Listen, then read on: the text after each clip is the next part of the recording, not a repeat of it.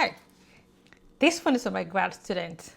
Are you in grad school trying to choose an advisor or trying to narrow down the right dissertation topic for you? Then you might want to watch this. I'm Dr. Tobi Lasisi and I'm a full-time user experience researcher currently working in quantum, and you're welcome back to my channel.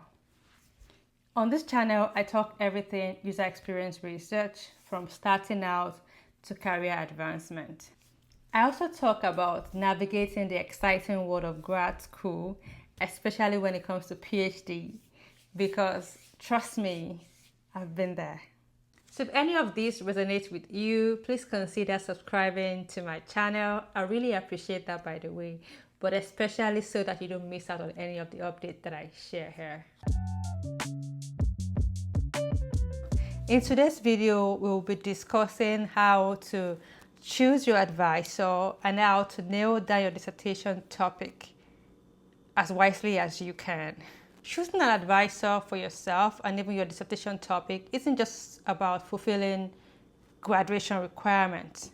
It's about finding the right mentor for you, someone that can advocate for you and guide you through academic challenges, and even possibly pave way for future opportunities. And for your dissertation topic, it doesn't only need to capture your passion, it also needs to contribute something meaningful to your field. So all in all, it's a very big decision to make. So let's make sure you get it right. So to summarize the key steps I'll be discussing today on how to select your advisor would be: 1, figure out your preferences; 2, research the faculty in your department; and then 3, make a decision. So start your search for an advisor by first figuring out your preferences for these 3 key factors. 1 is your career goals, 2 is your research style, and then 3 is your general area of interest.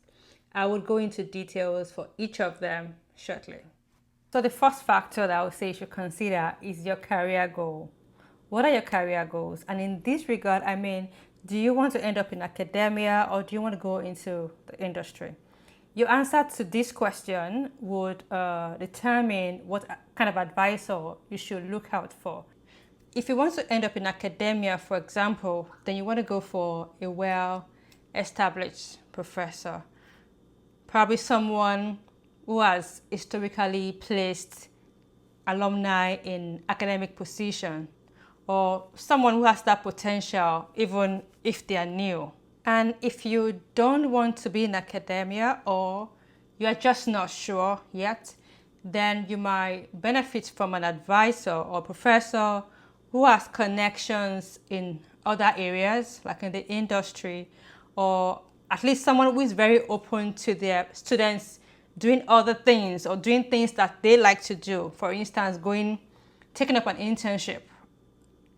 You want to be sure that your professor is open to such an idea.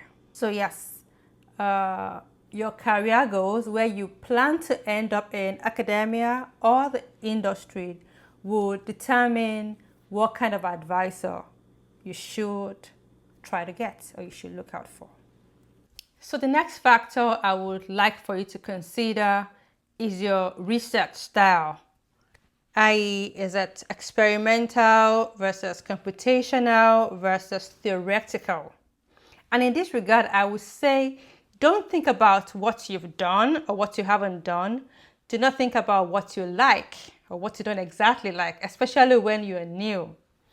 You should think about your goal. What kind of lifestyle do you want to live? What kind of areas do you want to focus on? What kind of skills do you want to develop during your PhD? Your answers to that would guide you into what area you would want your advisor to be in. So whether you want an advisor who is focused on the experimental, or you want an advisor who does the computational, or you want an advisor who does the theoretical, or a mixture of all that. So the last factor I would mention is your general area of interest. And the reason why I'm mentioning this last is because, not because it's the least most important factor, but just because I think science can be interesting when you're open-minded. So think deeply on what area your interests lie and make your choice. So whatever area you decide on would guide you or would determine what area you need your advisor to be in. So when trying to identify potential advisor, you start by researching the faculty in your department, whose goals align with yours, who specializes in your areas of interest. It's very important that you read their publications, of course, to know what they specialize in, and also to understand their research styles and their methodologies. One thing you can also do is talk to their current students and former students if you're able to find any. Yeah, so talk to their students. These insights really can be quite invaluable. Another thing you might do is consider attending their classes and reviewing their teaching materials if they're available. And once you've shortlisted a few potential advisors, the next thing you want to do is reach out to them, send out an email indicating your interest in working with them and try to schedule meetings with them to discuss your interests. And when you meet with them, observe them. Are they supportive? Are they encouraging? Do they give constructive feedback? Remember, the goal really is not just to find someone who aligns with your academic interest, it's also to find someone who supports or encourages your growth. One thing I haven't mentioned, although I mentioned it earlier, is funding. If funding is very important to you, make sure that the people that you have shortlisted are open to funding your PhD. One thing I would say is to consider creating a decision matrix where you consider or you rate how well each advisor meets your criteria, and then you make a decision. Now let's talk about selecting or deciding on your dissertation topic. That's a really big one. Your dissertation topic should be something you're passionate about. You're going to be working on it for quite a while. So it should be something you're passionate about. Now the issue is, it shouldn't just be something you're passionate about. It also should contribute something valuable to your field. Now, how do you find a sweet spot between what you're passionate about and what contributes something valuable to your field? So let's discuss some strategies that could help us determine the sweet spot between what fascinates you, what is useful, and what also contributes knowledge to your field. First thing first, we start with brainstorming. Of course, it's brainstorming. I would say jot down every idea that interests you. So think about courses that you loved, think about topics in those courses that you loved, think about current topics in the news in your field, think about topics that professionals are discussing or are debating. Consider talking to professors, talking to your peers, talking to professionals in your field to get more insights, and that could even help you determine emerging trends. One thing that I would say that will be helpful here is immerse yourself in the current research. Attend departmental talks, attend conferences, attend seminars, read current publications in your field, and look out for unanswered questions that might interest you. Your goal here is to identify gaps in research in your field that might catch your interest. While you do all of this, make sure you have a journal by the side where you write down all the ideas that you think interest you. And make sure you keep updating your list as you find new topics or as you keep reading research papers. So over time, patterns in your interest should emerge. And this should hopefully guide you to topics that not only fill gaps in your field, but also spark your interest.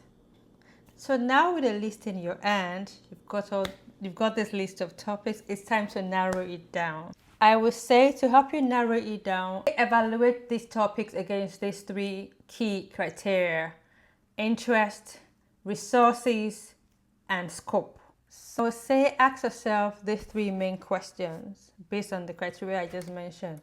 The first question is, does this topic keep me intrigued? The next criteria I mentioned was resources. So ask yourself this question: can I access the resources that I need to research this topic thoroughly? And the last thing I mentioned was scope.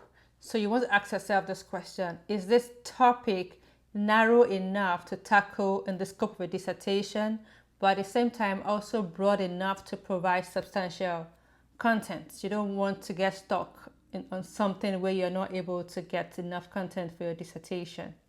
So yes, that's the last valid question to ask. Now, when you have narrowed down your topic, your next step should be to evaluate the feasibility of the study and of the topic and its originality. Here's where you review existing literature to make sure that your topic has not been covered extensively already. Remember that your dissertation should fill a gap or offer new perspective to existing debate. And this is the point where I would say that you should also consider the methodologies that you'll be using for your research to ensure that you have the skills to apply them, or at least that you can acquire the skills and time to be able to apply them effectively. You don't have to shy away from ambitious projects, but remember, it has to be achievable. You want a dissertation that can be completed. In terms of evaluating feasibility, some other things you should consider is that, one, are there faculty members who are able to provide the expertise needed for your study? Consider logistics, consider the systems, software, equipment that you're likely to need for your study. And one big thing you should also consider is funding. Do you have funding for your research? It is very important that your project is practical and it's manageable within the scope and time frame of your grad program. You don't want something that you're unable to finish. Remember that you'll be spending quite a lot of time on this topic. So I would say try as much as possible to make sure it's a topic that motivates you and that you're very interested in. Great job so far. Now with your potential topic in hand, you want to meet with the advisor. This discussion is very important. And it's really not just about their approval. Of course, that's very critical, but also about refining your ideas with their input. Your advisor would most likely help you to narrow down your idea into something innovative and achievable, helping you to balance ambition with the reality of academic research. And so your advisor would obviously provide you with critical feedback. They would most likely help you with refining your thinking, help you identify potential issues or expansions that might be required for your research. Now you should be open to refining your topic based on the feedback you get. You should be quite adaptable. You can also discuss with other faculty if you think they might be helpful, or your peers to get their feedback on what you have so far. They can provide invaluable insights or help you consider angles or areas that you probably haven't even considered before. Now you've got a viable research topic. Yay, congratulations. What's next? Get down to drafting. You need to draft clear, concise research questions or statements. This will guide your entire project. My final tip: stay flexible. Research can be quite unpredictable, so be open to tweaking your topic as you delve deeper and discover more. And there you have it, a guide to selecting or deciding on who your advisor is, and also selecting or deciding on your dissertation topic. So let's recap. Today we talked about how to choose your advisor and also how to choose your dissertation topic.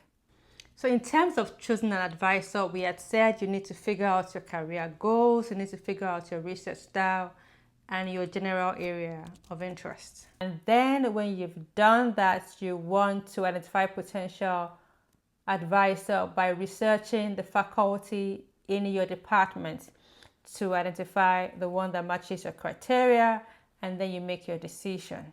And in selecting the dissertation topic, of course, we had mentioned brainstorming to identify topics that you have interest in and that fill a gap in your field, and also narrowing down the topics to a particular topic, and then evaluating the feasibility and originality of the topic that you've selected, and lastly, aligning with your advisor.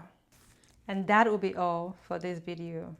If you have any question or need more tips, let me know in the comments. Also, if there's any other thing you want me to talk about, you can let me know in the comments and I'll be happy to discuss it. If you found any of this helpful, remember to give a thumbs up to the video, smash the subscribe button, and share this with your colleagues and friends who might also find it helpful. Thank you so much for watching, and I'll see you in my next video. Bye.